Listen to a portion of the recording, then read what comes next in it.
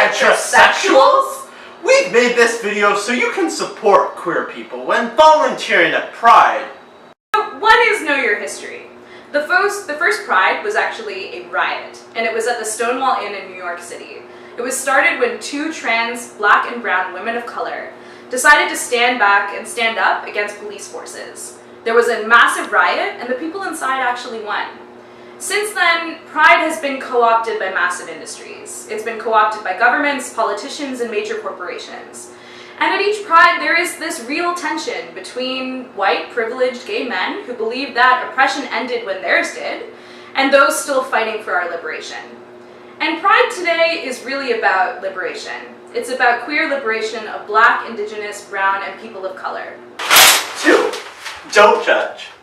Expect to see naked people. Expect to see relationships with more than two people. Expect to see things that you aren't used to.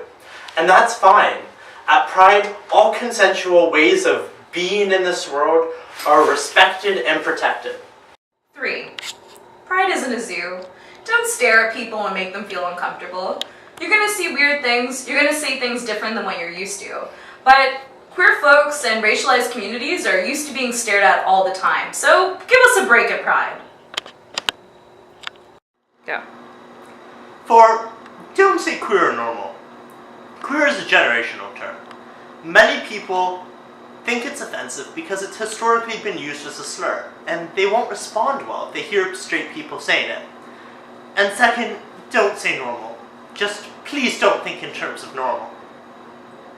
It's gonna be great. Don't censor yourself. Don't derail a conversation.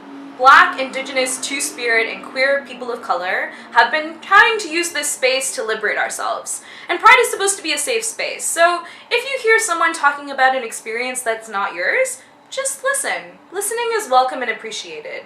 And use that thing you've learned to understand better what oppression is like for other people. 6. Socks and sandals are a hate crime. And the gay mafia will find you.